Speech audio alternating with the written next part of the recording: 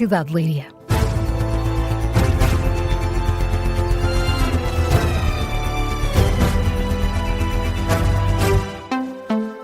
Muito bom dia, notícias às 7 na Rádio Observador com Carla Jorge de Carvalho. O Governo regressa à versão original da reforma da Lei do Trabalho no caso da amamentação. De acordo com a proposta enviada ao Parlamento, as mães que precisem de uma dispensa de horário para amamentar vão ter de apresentar uma declaração médica desde o primeiro dia. O Governo volta assim por completo à versão que defendia em julho. As mães passam a ter de apresentar atestado quando pedem pela primeira vez a redução de horário e têm de pedir uma nova declaração a cada 6 meses para que o médico continue a comprovar que ainda está a amamentar. Esta foi a primeira grande polémica a envolver a proposta de alteração do pacote laboral e, Laura Figueiredo, o Governo insiste na medida. Foi logo após apresentar a primeira versão do anteprojeto da reforma laboral, no início de agosto do ano passado, Maria do Rosário Palma Ramalho afirmou numa entrevista que conhecia casos de abusos no acesso de mães trabalhadoras à licença para amamentar. Embora a ministra assumisse também que não tinha dados concretos. A polémica foi imediata, até porque os dados da Autoridade para as Condições de Trabalho apontam noutro sentido. Há isso sim, casos de empregadores que não dão acesso à licença e empresas autuadas por não respeitarem o direito dos trabalhadores a amamentar. Aliás, Laura, as negociações com os parceiros sociais apontavam para um recuo do Governo nesta matéria. Era o que parecia, não no limite dos 2 anos para acesso à licença que sempre se manteve, mas na rigidez dos procedimentos. Na última versão do pacote laboral, que foi rejeitada pela UGT, o Governo aceitava que a trabalhadora só tivesse de apresentar uma declaração médica se a licença se prolongasse além do primeiro ano. Depois disso, teria de apresentar um novo atestado, passados 6 meses. Ora, com a proposta de lei que ontem chegou ao Parlamento, volta a ficar em cima da mesa a necessidade de a mãe apresentar uma declaração médica logo desde o primeiro dia em que queira aceder ao direito. E como é que é atualmente a lei, Laura? Hoje em dia já se prevê que as trabalhadoras tenham que apresentar atestado médico se quiserem prolongar a licença de amamentação para além do primeiro ano de vida do bebê, mas não têm de o fazer no regresso ao trabalho nem de efetuar a renovação passados 6 meses. O atual Código de Trabalho também não impõe qualquer limite no acesso à licença de amamentação. Laura Figueiredo, com a proposta do Governo para a amamentação que regressa à versão inicial, a decisão final cabe agora aos deputados. E o secretário-geral do PS volta a garantir que os socialistas vão votar contra a proposta do Governo para a reforma laboral na generalidade. Em entrevista ao NAU, José Luís Carneiro afirma que é preciso ajustar os termos da Lei do Trabalho, mas não nas condições apresentadas pelo Executivo. Eu queria ser claro, mas nós votaremos contra na generalidade na proposta que o Governo apresentou na Assembleia da República, como já disse, mas temos uma proposta global, que é uma proposta que recupera o que foi feito, o acordo de médio prazo de melhoria de rendimentos, de salários e da competitividade. Todos reconhecemos que temos de ter uma economia mais produtiva, que crie mais riqueza, que pague melhores salários. José Luís Carneiro admite ajustes à Lei do Trabalho ligados à transição digital e à inteligência artificial, mas diz sem retirar direitos aos trabalhadores. E André Ventura insiste em manter a descida da idade da reforma como uma exigência do Chega em eventuais negociações sobre a lei laboral. Ainda que Ventura não clarifique qual o tempo de redução que o Chega pretende. Vamos descer a idade da reforma. Nós temos que descer a idade da reforma, ela está num patamar muito elevado. As pessoas merecem ter uma idade de reforma, por exemplo, que possa ser feita a partir dos 40 anos de descontos, que era o que tínhamos de antes. Era a regra que tínhamos de antes e que era consensualmente aceita. E que é uma linha vermelha para André Ventura. Ainda assim, o líder do Chega esclarece que descer a idade da reforma não é suficiente para mudar a posição do partido em relação à proposta apresentada pelo Governo para a reforma laboral. E voltamos às declarações de José Luís Carneiro, até porque o secretário-geral do PS descarta uma comissão parlamentar de inquérito sobre o uso da base das lajes por parte dos Estados Unidos. O Partido Socialista quer ouvir Paulo Rangel no Parlamento, mas rejeita a comissão parlamentar de inquérito pedida pelo PCP e pelo Bloco de Esquerda. Mas José Luís Carneiro insiste que o Ministro dos Negócios Estrangeiros tem de dar explicações sobre a polémica entre o Ministro português e o Secretário de Estado norte-americano. Considerando que países aliados de Portugal, o Reino Unido, a Alemanha, a França e a Itália atuaram de forma diferente daquela que foi a atuação do governo português, o Partido Socialista tem um dever, porque aquilo que nos foi transmitido não corresponde àquilo que foi transmitido pelo secretário de Estado norte-americano. Qual é o dever do Partido Socialista? Exigir o escrutínio no Parlamento, nomeadamente na Comissão dos Negócios Estrangeiros. Passa por uma comissão de inquérito? No nosso entender, não é necessário uma comissão de inquérito, porque é normal, é regular que o Ministro dos Negócios Estrangeiros responda às perguntas que lhe são feitas pelos deputados. Em causa estão as alegações de Marco Rubio de que Portugal terá autorizado o uso da base militar antes de conhecer os objetivos da operação dos Estados Unidos. José Luís Carneiro desafia Paulo Rangel a revelar quem diz a verdade, o governo português ou o norte-americano. Recorde-se que ontem o Ministro dos Negócios Estrangeiros recusou voltar a comentar esta polémica.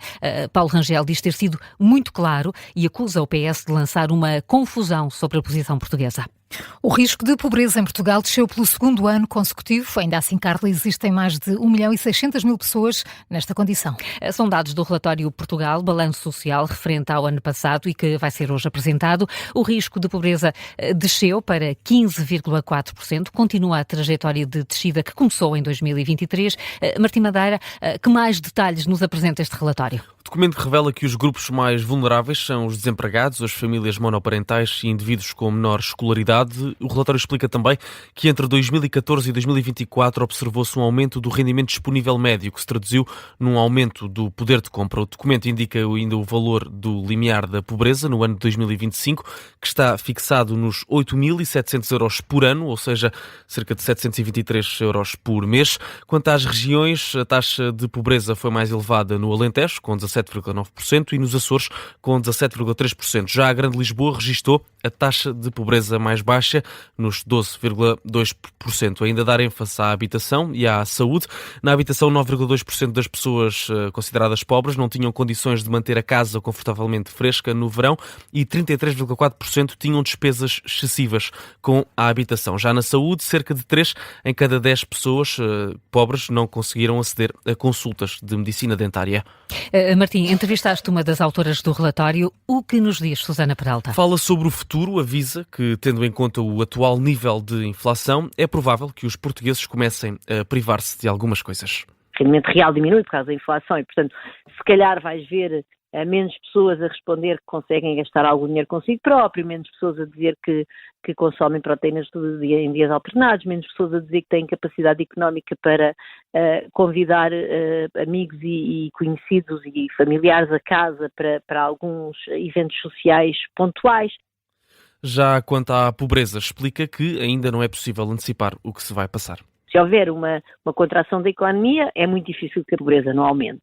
Se houver uma desaceleração da economia, que é o cenário mais provável neste momento, o que pode vir a acontecer é que a pobreza não diminua a um ritmo tão acelerado. Agora, de facto, a inflação ela vai refletir-se mais diretamente e rapidamente nas medidas de privação do que propriamente na medida de pobreza.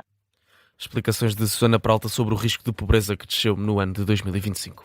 Martim Madeira, olhar para este relatório, o Balanço Social 2025, é uma iniciativa da Fundação La Caixa, BPI e Nova SBE. Pela primeira vez, o Senado norte-americano aprovou uma resolução para limitar os poderes de guerra de Donald Trump no conflito no Irão. A medida tem como objetivo restringir a capacidade do presidente norte-americano de lançar operações militares no Médio Oriente sem autorização parlamentar, com 50 votos a favor e 47 contra. A moção aprovada assinala uma vitória para os democratas depois de 7 tentativas sem sucesso de limitar o poder presidencial. A resolução determina que Donald Trump deve retirar as forças armadas norte-americanas de quaisquer operações no Irão, a menos que exista uma declaração de guerra explícita ou então uma autorização específica do Congresso. O presidente dos Estados Unidos, que ontem voltou a ameaçar o Irão, diz que tem 2 ou 3 dias para mudar a posição nas negociações. Caso contrário, o Pentágono pode retomar os ataques. O Wall Street Journal noticia que a posição do Irão mantém-se inalterada nestas negociações. O país continua em desacordo com as exigências norte-americanas em relação ao fim definitivo do programa nuclear e também não abdica de exigir o fim dos combates, compensações financeiras pelos danos da guerra e o controle sobre o Estreito de Hormuz. E uma semana depois da visita de Donald Trump à China, Vladimir Putin está hoje em Pequim. O presidente russo foi recebido esta manhã pelo chefe de Estado chinês. A imprensa estatal chinesa diz que os dois já tiveram uma curta reunião de formato restrito, com poucos delegados, onde terão sido discutidos temas sensíveis como a guerra no Irão. Xi Jinping reitera o pedido para o fim imediato do conflito. O presidente chinês diz que a situação na região do Golfo está numa encruzilhada. Já Vladimir Putin aproveitou para dizer que a Rússia continua a ser um fornecedor viável de energia. Os dois chefes de Estado concordaram em continuar a cooperação que tem existido entre os dois países. São agora 7h10. Carla, que outras notícias há a destacar a esta hora? Os trabalhadores da agência Lusa estão hoje em greve em causa a proposta de revisão estatutária que o Governo aprovou e que é agora levada ao Parlamento. Está marcada também para esta manhã uma manifestação em frente à Assembleia da República, à hora em que a proposta é votada. Os trabalhadores da Lusa argumentam que esta revisão proposta pela AD pode pôr em causa as decisões editoriais da agência. No Parlamento vai também hoje ser discutida a proposta do Bloco de Esquerda para desclassificar documentos relacionados com as FP25. Este vai ser, de resto, o tema do explicador desta manhã. Vamos contar com o Fabián Figueiredo, do Bloco, e Diogo Pacheco de Amorim, do Chega. O antigo deputado do PSD, Duarte Lima, vai começar a ser julgado pelo homicídio de Rosalina Ribeiro no dia 5 de novembro, 16 anos depois do crime ter acontecido. A notícia é avançada pela CNN Portugal, que cita um despacho emitido pelo juiz do Tribunal de Sintra. O caso remonta a dezembro de 2009, quando Rosalina Ribeiro foi encontrada morta, com sinais de violência, numa zona de mato, no Brasil. 22 anos depois, o Arsenal volta a sagrar-se campeão inglês de futebol. A conquista da Premier League foi confirmada ontem, depois do Manchester City ter empatado no terreno do Bournemouth. A faltar apenas uma jornada para o fim do campeonato, Arsenal e City estão separados por 4 pontos.